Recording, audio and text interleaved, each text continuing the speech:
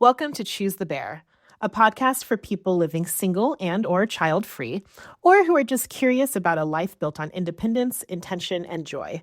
Because being single and child-free isn't a phase, it's a path. I'm your host, Kat Calvin. Let's get into it. Well, hello, everyone. Welcome back to Choose the Bear. Today's episode is part 2 in our thus far 2-part series, but there may be more on home buying as a single woman. I really wanted to do this because we've talked a little in previous episodes about the stats of, that women and single women are far outpacing single men when it comes to home ownership, which is fantastic. But also there are a lot of questions that people have. And so hopefully these episodes have demystified that a bit. And today we are joined by just the most wonderful, fantastic woman, Aimee Lee Lucas. She is a Knoxville-based realtor who is an amazing agent and has built a really incredible career, but also just has a fantastic personal story and is a really, really lovely human. Then we talk a little bit about how possible home ownership can be, the benefits to it, what you should think about, etc. So hopefully, whether you are considering home ownership or if you think it's not for you, which spoilers, it totally could be at some point, this may be an episode that helps you in your home ownership search. But I also think it's a really inspirational story about an amazing woman who's built a really incredible life for herself and her adorable daughters. So hopefully you enjoy.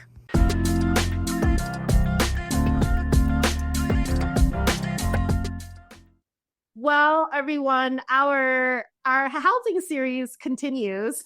Part 2, maybe I'll think of more. But I think I said this a little bit in the Jordan Nutter episode, which if you didn't listen to, check it out. She's a mortgage broker, and we sort of started this little series because as a single and child-free woman who bought a house by myself, I really wanted to demystify it a little more. I really want women to know it's totally possible. And I think worth it. I love my little house. And so I was like, well, we had a mortgage broker. Now we got to have a realtor. And who was the most fabulous realtor I could find? Her name is Aimee Lee Lucas. And you guys, she actually has already influenced me because when she called me, this stunning photo showed up on my phone. And I was like, I am doing this wrong. And then I was texting my best friend and I was like, we got to find better pictures for our So Aimee's already influenced me. I changed my phone to make sure that, I'm not kidding, that day into a better picture. But also she is a phenomenal realtor in Knoxville, Tennessee, which I actually really, really love. I'm a huge Tennessee fan, and Knoxville is a really cool town. And so I'm so thrilled. Thank you for coming, Aimee. It's been so fun. Even just chatting beforehand, I'm really excited to talk a little bit about buying a house. This is so exciting. I'm so glad you're doing this for so many other women. This needs to be talked about and said. And I think that we come to a certain generation where it's taboo to talk about money or really how we feel. And the more that you can bring like-minded people into one tribe and sharing ideas, the more success you are going to find because knowledge is power. Yes. Well, welcome to the Choose the Bear tribe. But let's start with you. Tell us all about you. Okay, I'm going to do this in a nutshell because I can go really, really far back and talk your ear off forever. But long story short, my parents were realtors. I wanted to run away from the industry. I decided to go on my own path, become a professional dancer. I moved to LA from San Francisco, and it was a passion. I traveled the world. I auditioned for Britney Spears. I mean, you name it, I was in it, and it was so much fun. But when you are trying to work paycheck to paycheck and living in a very expensive state like California or like LA, you really had nothing to show for it. You're kind of just working so many odd jobs to barely survive. And so who knew that life would throw me a baby unexpectedly? I found out at 7 months, and it took me to Knoxville, Tennessee, where I decided to pursue sales and real estate. And I didn't think I would love it this much, but fast forward years later, I am here and I love, love, love helping people. We are in kind of this problem solving, constantly evolving, changing, trying to find ways so that other people can also obtain that American dream. I purchased my home as a single woman, and we are killing it out there, ladies. We surpass men by far as becoming homeowners. And I'm proud to tell you that after 4 years, I've so far this year have closed 33 transactions, 17 million in sales. I'm in the top 40 under 40 for Remax, and pretty up there. So I lead with heart and passion and conviction, and I think it shows in my business. Oh my God. See, this is why you're here. So let's start with something that seems like it should be super basic, but I was not really clear on this when I was decided to buy a house. Like, what is the difference between a mortgage broker and a realtor? Why do you need both? How do they work together? What is that about? I love it. So, two and two, we are your best friends. We are your team. We are holding your hand so that you can cross over and go from renting, leasing, living at home, whatever that looks like, to joining the homeowners club. They take care of more of the financials. Well, we take care as a realtor, your real estate advisor, guiding you through this process of buying one of the largest assets you're ever going to own. So these are steps and milestones that you do not want to miss. And you want to know every single cost along the way. Somewhere like Knoxville is very easy to enter $1,000 earnest money, or in some cases, you can call this like your security deposit to show good faith that you love this home and you're interested. We guide you through inspections, we guide you through appraisal, we guide you from clear to close, and then hopefully sign, get the keys, and move forward. So think of us as a team. Yes. And I will say, I found that my mortgage broker, I was so lucky. She was so incredible and was very patient about walking me through like the underwriting, which is the worst thing in the world. And like that whole process. And when I was like, I'm no criminal, why are you asking for more documents? And like all of that.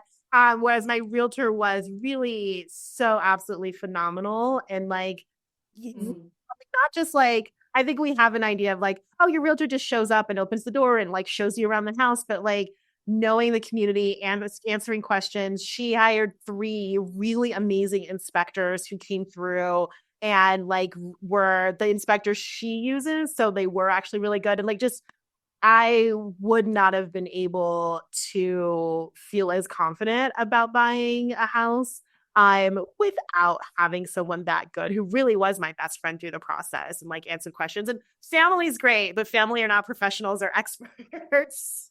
And so I'm saying you hit the nail on the head. Like, I love family, but sometimes family will also deter you from like something you are so sure and adamant about. And so sometimes the outside noise can be good, but I also tell people like, oh, let's bring parents and family and friends like on the second showing. Because just like if you watch Say Yes to the Dress, some women are so confident, there are tears in their eyes, and they want to go show their bridesmaids and their best friend, and they're like, that's not the dress for you. So very similar in the home buying process. I'm so glad you had such a great realtor to hold your hand, to give you vetted people. That's super important. And then to also make sure that you didn't feel small, unheard, that your questions and feelings were super valid. And this is exciting, but it's also very scary. Like you are now taking on a house, it's like a baby. This thing needs all the work and help and attention. And it's up to you. yeah, it is. And this is also why I was like very adamant that I wanted a woman as a mortgage broker and a woman as a realtor because I wanted to be sure I was actually being taken seriously as a single woman buying a house by myself. So, what are things that people should be looking out for, questions they should be asking when they're trying to find a realtor? Because I'll say my first realtor was terrible. And like, I realized before I even met her, the way that she was talking to me and the way she was refusing to answer certain questions, I was like, oh no, you're not the one. And I found somebody else. Because I knew like at this point I hire a lot. I was like, you're not the person who's going to be a good realtor. So what are also like questions should people should ask, but also red flags that people should look out for? Wow. I mean, I almost feel like I should be asking you because it sounded like you had some really good questions. Number one, right, like what you said, you don't have to go with the very first realtor that you meet. Go out and interview, and we have a great thing at our fingertips. Like we're at an age where technology and AI have come to a meeting where you can chat GBT some of the most affordable places, best schools for you. Just a lot of research that would take forever if we just Googled and looked through articles. It could sum it all up. And then we also have social media where you can get a feel for the realtor prior to meeting them. Think of it as like a Google review page, business page, Yelp page before you go to the restaurant. We're looking, or even if we buy clothing on Shein or whatever the case may be, we're looking at those reviews, and word of mouth is really, really important. So if you have friends who live in a certain city and you're thinking about relocating, lean on them to see if they have someone that they've loved using. When it comes to asking about realtors, you really want to ask about their business, their history, their form of communication. You know, in this day and age, I almost feel like there's no such thing as over communicating. You don't want to feel ghosted or that you're alone in the dark. I always tell people there is no such thing as a bad question. Like I said, knowledge is power. And I would rather you ask me than search it on the internet because sometimes it can be very contradictory or there can just be so much noise. You don't know where to go and what to believe. So very simple questions, you know, how many homes have you sold? Are you full-time, part-time? Are you an individual agent? Are you a team? Some people, like let's say you heard about me and I did all this great business. You don't want to feel like I've passed you off to someone else. You know, I think that is also really important. And then a strategy and like how many buyers they're working with. Are they more listing heavy? Do they work with a lot of first-time home buyers or females? You want to have someone who is compassionate, relatable, and will empathize with you. Yeah, 100%. So let's talk about what people should think about when they're even considering are they ready to buy a house? Like what are the different factors that anyone should consider? And then also, if you are a single woman, what types of particular things should you be thinking about when you're assessing if you're ready? Ooh, okay. This is like double loaded question. I love it. Um, Number one, kudos to you if you are thinking about buying a home. If you live in a monster city like I did in LA, I think I have accepted and embraced the fact that I was just always going to lease forever. And that's okay. Wherever you are, it is totally okay. But I think it's also important to know where you are in your finances. And that's kind of stripping everything. And like you said, like the mortgage broker had to ask you for documentation, almost feels like an interrogation. And you don't even want to look at your numbers because you're just like scared. You're like, okay, I did a lot of shopping. Like, I don't know. And when you know your numbers, I feel like you're just more empowered. So when you start that pre-approval process and says, oh, you know, you're pre-approved for 1 million and this is what your monthly is going to look like, most of the time those people are not looking for homes at $1 million. They're looking at homes that are half, maybe 500,000. And so I think as a buyer in that position, you are very much what's most important is what is your monthly, because that's really you're comparing it to your lease and how much you're making. I really think that you should be very clear on what your wants are and what your needs are. Lifestyle is super important. I don't want you guys to settle on a home or try to make it work. Typically, when I go show homes, we spend 30 minutes in a showing. If it's more than 30 minutes, I feel like they're really envisioning themselves there. And I think that's really important. Things that you don't think about as a homeowner, you know, the steep driveway. A lot of guys think about their trucks. I'm thinking about pulling my trash and my recycling up the hill. Like, you don't think about those things. Washer dryer. Is the washer dryer by your primary bedroom? Or do you have to go downstairs to a basement, to a garage? Again, those will come into safety issues for you too. And you don't want to be feeling unsafe. And you just want to make life easy. Is it close to a dog park? We choose homes based on dogs and based on children. if you're planning on having a family in the future, you may be wanting to be in a really good school area, district, a lot of things for a home you can assess from just driving by the cars, by kids' toys in the yards, by how close it is to an airport, coffee shops, dog parks. And then also, if you're unsure about a neighborhood, go to the grocery store. Are these the people that you want to be living with? And I think home buying, we think it's all looking inside the house, and I think it's really looking at the community, the neighborhood, um, and things in addition to what's inside. So, Well, and I think that when you talk about lifestyle, you hit it on the head. One of the things I thought about, I live in an area where the weather's always good. So there are a lot of carports and not garages. But I A, live alone as a woman, and B, travel a lot. And so I knew I needed a garage because I didn't need people knowing when my car was or wasn't there, you know? mm, So for me, it was really like when there's a garage, no one knows if I'm home or not. And that was a real consideration for me. And it narrowed down the houses I could look at, but I knew I would not feel safe otherwise. So there's so many little things to think about. What should people be thinking about when they're looking at their own finances and lifestyle? And let's say they're like, okay, I know I'm ready. I want to buy a house in 2 to 5 years. What should they be thinking about how they can prepare their finances to be ready to buy a home?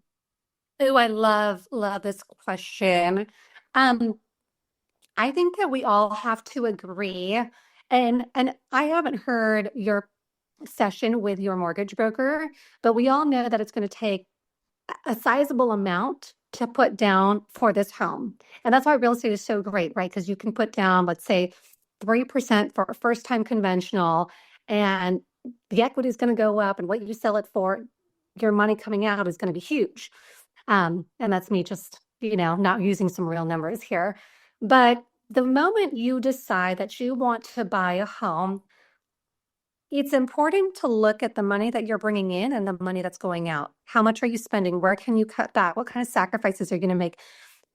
For me, when I moved from LA with a premature 7-month-old baby with no career, I moved into my sister's home.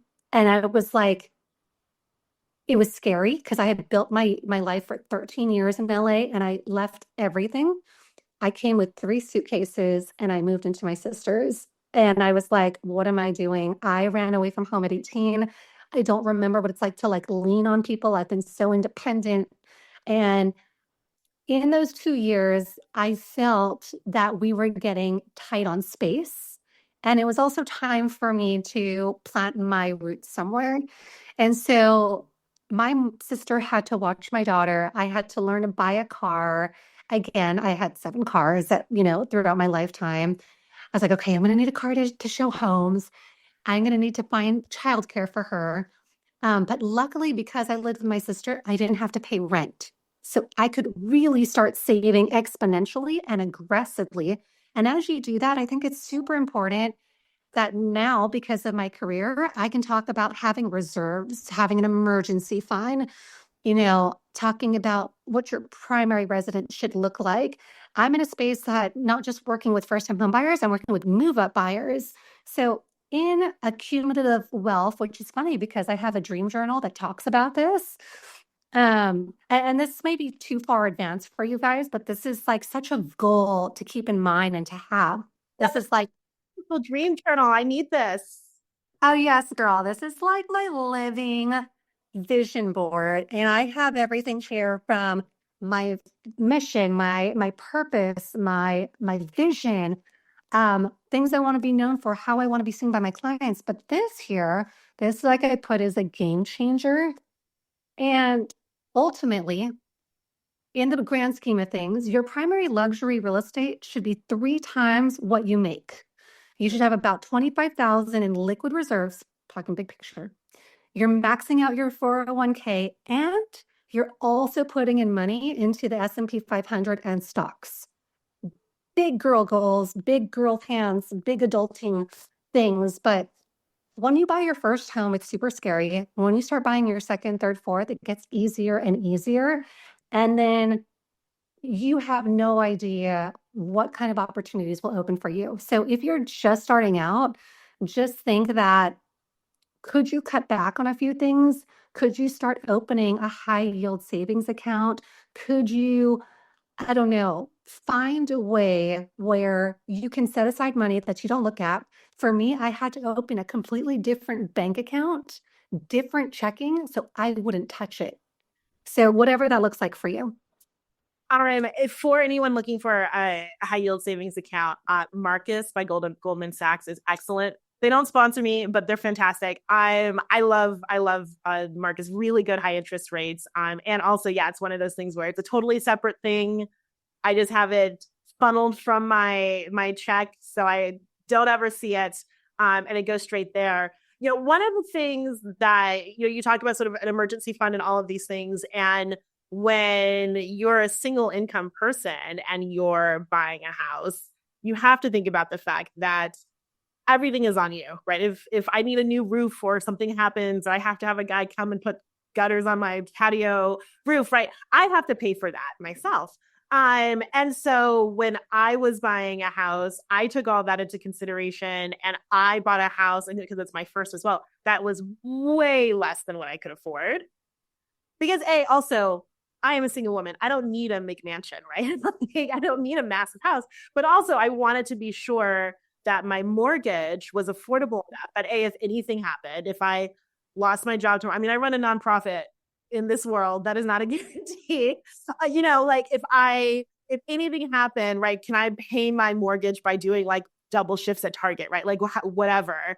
And can I put enough aside to have an emergency fund for both myself, but also for my house, so that when inevitably something happens to my house, I can afford to get it fixed, because I'm not splitting that with anybody. And I think that one of the things that happens a lot, and also which was great about my realtor, what I've seen happen to other people, is that if you're pre-approved for 500,000, they'll try to push you. And you see this all of the time on house hunters, right? Where they'll put a limit at 500,000 and the realtor will say, well, this is 575,000, but it has everything you want.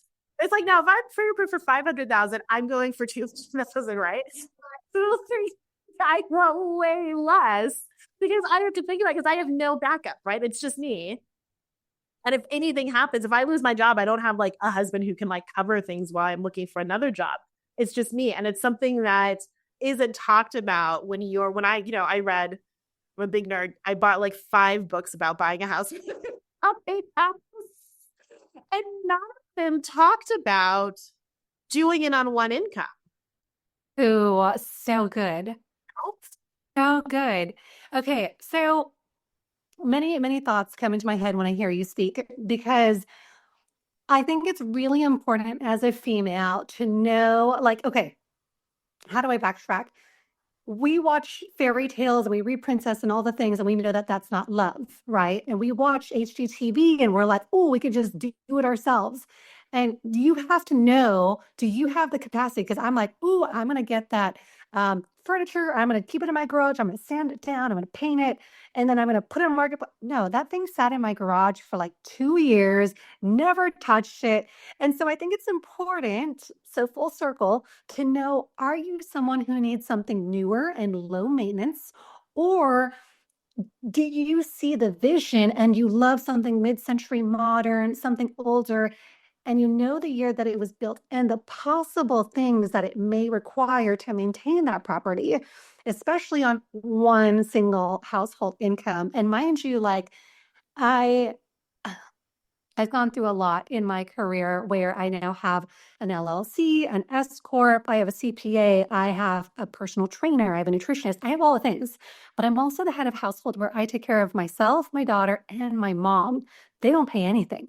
So it is super important. And I'm going to get back to this. If you're going to go for the older home, which is totally fine, it's totally fine. Um, Try and find with your realtor, what is home warranties? I've heard mixed feelings. Like, people love them, people hate them. It's like a one time for a whole year. And if anything clunks out, and make sure that everything's working through your inspections. If the HVAC goes, something goes, there's a service fee. You call, maybe it's $75. They come and assess it. and they'll tell you, here's what you need for parts, labor, etc. For some places that works. In our state, we have something called like Lee. Lee Company does a phenomenal job. They take care of electrical, plumbing, and HVAC, three major components in your house for $12 a month. That's $144 a year. For peace of mind for me, 100% I'm going to use that. Anything you can do as a single woman that's preventative versus reactionary, um, you always want to go the proactive route. So put your termites in place. Like we are a very humid state. So crawl space is going to be super important. Termites, we get carpenter bees. Like, let's put all those in place. And if you can ask the seller to provide that, even better. If you're more low maintenance, like I am, I need something new, something like that was just built in the last 5 years. I just don't have time or the funds. Like, I think you got to figure out where you are and be honest with yourself. One of the things that I know nobody told me, and that I was really surprised by it. Well, I mean, I must have read in the books. I was a little financially prepared, but when you buy a house, there are things you're going to have to get done, right? My house was built in 73. I'm very fortunate because it's so far. I keep knocking on wood. I'm so afraid to say anything good, but so far I haven't had any real issues. But like, I have to have the whole house painted because I don't think had painted it since 1973, right? So like, I had to have the whole house painted, and that was expensive. And I had to there was a problem with the patio, and the sellers took it out of the cost of the house, which was great for my like 30-year projections. But I had to pay to have that done. And I joked at some point, I was like, every time I look at something, it costs $3,000. But also, I moved from a small apartment in LA to a 4-bedroom house in Arizona that I had to fill with furniture. You know what shocked me? I had to buy 9 trash cans. For what? Right? Like you need trash cans in your bathrooms, in the kitchen. Oh. And I was like, I've never seen a trash can. And even if you go on Amazon and you get like a $10 trash can, that's right. And like there were all like these things. And I literally at some point I diagrammed the whole thing out. And I was like, I'm gonna spend a year to put everything in these houses. But like you don't think about all of those costs. And again, it's just you. I was just trash can number 8 today. First of all, I thought you meant you to buy like the big. I was like, why is it by 9? I was like, holy cow, like, who are you entertaining? But you are so right, because when I bought my home, I didn't have any blinds. So those suckers are expensive. I was like, let's do curtains, but then you have to get the curtain rods. You have to get the whole, and curtains and curtain rods are so expensive. I was at Home Depot. I was like, are you kidding me? Like, how many windows do I have? I said, the next time I go in someone's house, I'm gonna be like, nice curtain rods, because you don't appreciate those things. Now, I could be a professional curtain rod installer because I had to install them in every window of my house. And curtains, I have 3 really big windows. Can we talk about curtains? Whatever it took me, I was like once a month buying curtains. And there's so, but then it's like you have to have them because you want people looking in your bedroom. And you know what? Shout out to Target because they have some really nice curtains, thank God. But like it's all, yeah, it's those little things that you just don't think. Like I literally spent a whole weekend just putting up curtain rods and doorknobs. Listen, I'm going to tell you, your best friend is probably going to be a very inexpensive, awesome handyman from a realtor. A handyman from a realtor that like fixes up things for their sellers that maybe she gives out to buyers as a thank you gift or a closing gift for like 1 hour, 2 hours. It's amazing what they can get done for very little. Like I had a 13 punch list of items for my seller through a repair negotiation. She charged me like $1,000. Totally worth it if you are a single female woman with things to do. Because let me tell you, as a realtor, I did not lean on any of my vendors. I have wall art still on the floor. And you either get forced to do it yourself or you have to outsource it. It's either sweat equity, or it's time, or it's money. So if you don't, what you can do yourself and what you can't. because like you are going to need an electrician, right? So let's talk about then the other thing that I think is really confusing to people and that has gone bad. And if you watch TikTok, this was a real fear for me. Of course I did the thing, and this is how I found Jordan Metter, and her mortgage videos were amazing. But there are also a lot of videos that really scared me, and the inspection videos had me hiding under my bed in fear. So talk about what inspections you need, what inspections you should have, and how do you find a good inspector? Because like I had an inspector and then I bought the house and the next day my whole house fell apart. Like it's scary. It's super scary. And you know, you saying that you have a 1970s home tells me, because there are pros and cons, right? Newer homes, they're kind of mass produced, cookie cutter. Maybe they cut the trees too young. And so you just don't get really dense. Like some homes, I'm like, ooh, that's like real hardwood. You just don't see that anymore. Everyone's going for laminate vinyl planking. You're going to have a home that has really good bones, good structure, maybe more charm, more storage, more land. Like I already know the pros and cons for an older and a newer home. But when it comes to inspectors, realtors, for the most part, they will probably give you one. Most realtors will give you up to 3 inspectors, no matter what. And with mortgage brokers, you can choose who you want to move forward with, even with a new build, with new construction. They're gonna say, hey, we have someone who's in house. Awesome. Still interview, still look at their reviews, still ask them the questions. And you should know maybe in like what area and what state. Like I told you here, we're very humid. So crawl space is going to be super important. Pests, termites, super important, and lean on your realtor for those questions. And when it comes to inspections, always start with a general home inspection. And from there, I would advise you to be on site for that. Usually it takes 3 hours. We invite buyers to be there for the last 30 minutes. We'll go over the findings. And then he'll say, you know what, the crawl space needs more attention or the roof needs more attention. Then you can go into specialized inspections. So someone to take care of the major components like HVAC, crawl space, foundation, roof. Those are like very expensive main ticket items. If you see things too going back on painting your whole house, you can put that in the offer. Like, hey, love the home. Can we also do a paint allowance? Whatever you see, always take note of it. And I know this is a really odd way to buy a home. Think about it. You're buying one of the largest things you're going to live in, and you have 30 minutes to kind of make a decision. Maybe you'll attend the inspection, maybe you won't. Maybe you'll go to the final walkthrough if you're buying it sight unseen. You won't really see the home until after you close and then you live in it. And so it's really hard to find the nuances of like, oh, I wish I had chosen a home with that washer dryer or that level driveway.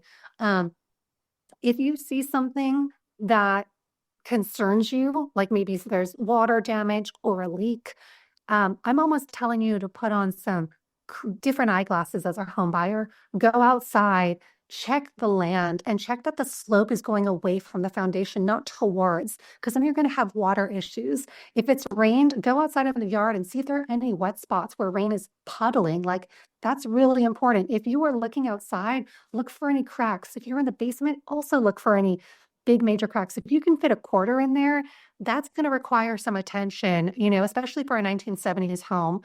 You almost want to analyze it, and I hate to say it, but like kind of from a male's perspective, because as a female, we're more maybe emotionally, that's how we make our decisions. And I know for women, when I'm working with partners, generally speaking, they're looking at large kitchens, storage, bathtubs, you know, soaking. But I'm going to challenge you guys to look at things that are structural, things that would maybe, like if for a 1970s home, wood, sometimes there's like mold or water coming in. Maybe there's condensation. If you even question it and you don't feel confident to ask the realtor, take a notebook, take your notes, and then ask the questions via email. Take photos even. I even encourage my buyers, take a video when you're there because, and I don't know about you, but like I've dated men and I've given them nicknames like, you know, army guy or, you know, I don't know, whatever, ginger. I encourage my buyers to nickname the homes. What was about that home that was memorable? whether it was like the house on the hill, the steep driveway, the White House. And then I also asked them to rate the home. I think a lot of us know a 1, 2, 3, 4, 5 rating. I think that's too many options. Maybe A, B, C, A plus, B plus, because looking at homes is really fun, but it's really draining. And if you look at too many homes in one day, it all starts to blur. So the great thing about technology, take a video, and then if you really don't like a home and it's not on the list anymore, delete the video. But that's just something Zillow won't provide. You can look at photos all day long, but the layout and what it felt like walking in and how far of a foyer and all those things, those are very helpful. I bought this really cool home buying notebook, and it all like, different blank pages, and it asked all the, what did you think about your personal rating, your feelings, what questions you have, structural, it was everything. And it was so helpful because at the end of every day I could go through and look, I took notes while I was in the house, but it allowed me to be able to go back and be like, what did I like about that house I saw last week? Oh, right. Here are all the things. So definitely being there and writing things down while you're there, what's your important.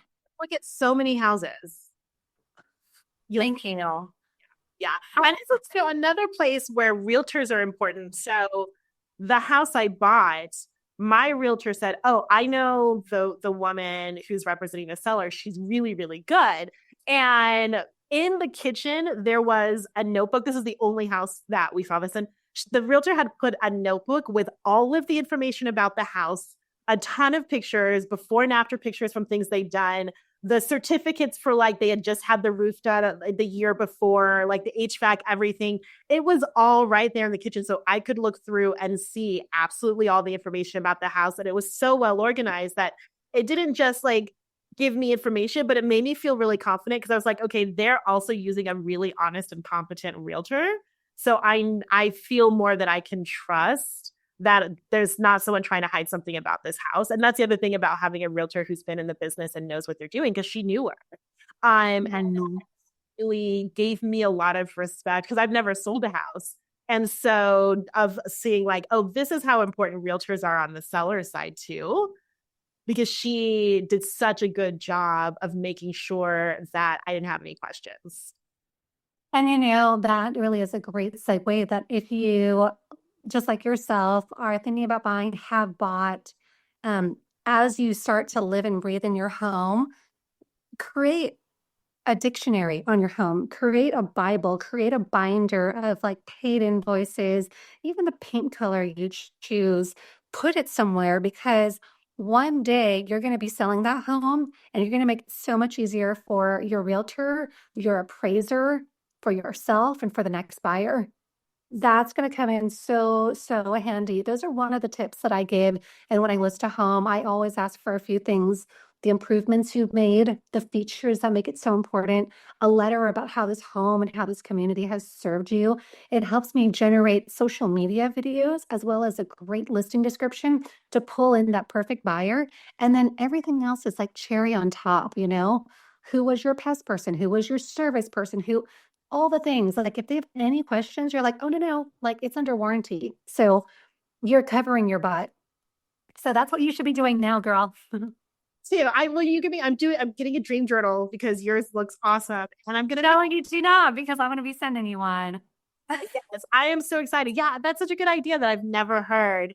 But it makes a lot of sense because when I think about even in the last year and a half, all of the things I've done to the house, that I want to record that somewhere. That's a great idea. So as we close, one of the things and one of the reasons that I've wanted to do these episodes is because, like you, I lived in LA and I was like, I'll never own a house in LA. And then I ended up moving to Arizona to help take care of my grandmother. And I was like, wait, houses are affordable here. And it was a very quick thing that like suddenly I was able to buy a house. But I know that we live in an ecosystem right now where millennials and Gen Z just really feel like I'm never going to be able to own a home.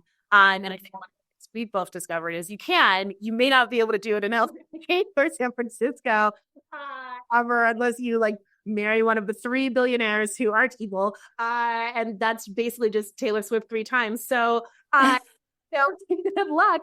But Can you talk a little bit about how you sort of see where we are right now and giving people hope about the fact that you can buy a house and that it may not look the way you think, it may not be in the place you think, but it is actually a thing that's possible. Oh my gosh, I get so many people that move from different cities, even Chicago. Um, Listen, I never thought I would end up in Tennessee. I don't know if you feel the same way about Arizona, but it has grown on me and I feel so fortunate to have gotten out of LA. Like I love that city so much and it served me so well. But the moment I got out of there, I was like, oh, I, I can write my own history. No one knows what I've done in my past. If I want to be a soccer mom, I could be a soccer mom. If I want to look homeless, I could look homeless. So the actual social pressure of having name brands, luxury cars, like it all fell and I felt free. I felt free even before I purchased a home. And I thought that was so important because a lot of people are like, oh, like as a realtor, don't you want to show off like, your BMW or, your Louboutin shoes? I'm like, no, like I drive a 2016 RAV4 and I put all my money into the stock market and the savings and I'm thinking about my legacy. I'm like, I'm building things like I never thought was imaginable. And so if you think it's impossible, let me tell you, like everything is possible. And you have to really believe it. And I think it comes with mindset too. And yeah, creating this community and being a part and hearing the success stories. Um, I opened, okay, crazy. I have like a $3 million insurance policy and I have run my entire trust. I know what it's going to look like if I pass away for my 5-year-old daughter. Like I never thought I could be doing that, especially like you said, living in LA where it was good times and fun. So when I see young couples that are moving from big cities, I'm like, man, like props to you for thinking a little bigger. Like maybe this isn't the lifestyle that's for you, like nightlife and I don't know what you got into in LA, but I was like music festivals and nightclubs and the newest restaurants. But now I get the freedom of traveling when I want to. And I also get a place that's quiet and I'm not fighting traffic. I'm not stressed out, having road rage. I love it. I love seeing kids play on streets. I love that I can get 10 million things done and not just two different errands. I want you guys to know and I want you guys to not give up. I feel like right now the generation is like, oh, I can just, call in sick and find a new job tomorrow. But everything, what do they say? Anything worth getting to is going to be difficult or it's just not going to be easy. And I think everything takes grit, it takes courage, it takes bravery, and it takes you sharing your dream. Like this dream journal, we get so secretive and we hold things in, but I wouldn't be held accountable if I didn't share it. And that helps make the dream more tangible. And I'm very excited for you guys and whatever that journey looks like. There is no competition. There is no right time. You don't have to buy your home in your 20s. You can buy it in your 30s or your 40s. I work with first-time home buyers that are much, much older, and they get so shy and so scared. And I was like, listen, you have lost a husband and now you're widowed, or um, you've gone through a divorce and you're having to do this for the first time. And I watched the kids parent their parents. And it's an emotional roller coaster for me to work with these women because they're adulting for the first time and they're in their 40s, 50s, 60s. And I got to tell them, like, I'm so proud of you. This is a huge leap. You are having to take on the world on your own. Like you have relied on a man to take care of all the bills and all the things, and that's okay. But now it's your turn. And so just know that your journey is your journey. And when the time is right, it's right. And if you miss out a home that you really, really loved, like it wasn't meant to be for whatever reason. So I don't know, like embrace, let go, let them, all the things.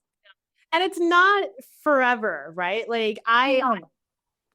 have so much time left and I have had so much space and time here in this very small quiet town to think and like settle and realize like I have so many decades left, hopefully not and I would again. And I probably will go back to LA one day or whatever else, but like this house is the most security I've ever had in my life. And like I'm never getting rid of it. I will keep it forever. And I know like it's opened up opportunities for me to save more and to think and to realize like, oh, I can be here for a little bit and then go, get a PhD or move somewhere else or start a new whatever. I think that and when you're young, it's very easy to feel like whatever decision you make is a forever decision, and it's not, you know. I've lived in a lot of different places. You've lived in a lot of different places, but like buying a house feels very big. And I think it feels to a lot of people like it is this huge, like 30-year burden. But I've actually found it to be really freeing, in a way that I didn't expect. And I think that my goal, and I hope that anyone listening who feels like it's impossible just understands it's absolutely not impossible for you.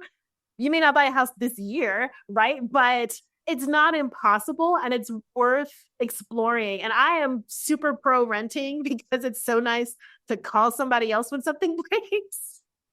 Because my plumber charges me $75 just to look at my house. But as he like drives by, but it's worth thinking about. And I don't want anyone ever to close off any doors because all doors are open to you. 100%. And I have to kind of rip off you because I I agree. I don't believe that you should ever sell your first home that you bought. Like if you can help it, like hold on to it. My parents bought it in San Francisco, and who knew that the Big Short and Silicon Valley was going to happen? And now those homes are like $1 million worth. It takes a long time for you to hold on to investment and really see that kind of appreciation. But man, I am a city girl through and through, and I currently lease an apartment. I turned my primary home into a rental property because of the growth in the city, and I just bought it too new. And I was like, it really didn't have so much equity. So I currently have some really great tenants there. I'm leasing. I love it. The walkability, the luxury Amazon locker, dog run, pool, 2 gyms, like it calls to me. So your journey is going to look like something different, but yes, it is not your forever home. It is a tool. And how amazing is it? Like, have your friends come to your home and been like, damn girl, like snaps to you. Like, isn't it cool to like entertain and give them some charcuterie or whatever it is that you did hosting in your house and having them over and being like, yeah, girl, you get your own room in your own bathroom. Yes. And I decorated it so nicely. Aimee, well, I'm glad that I have a new Tennessee bestie. You're amazing. I am so proud of your journey. I just like it's so inspirational.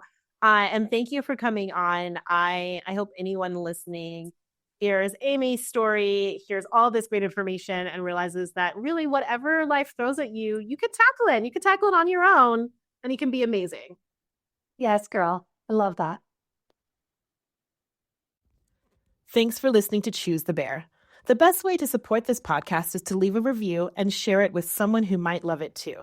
It really helps. See you next time.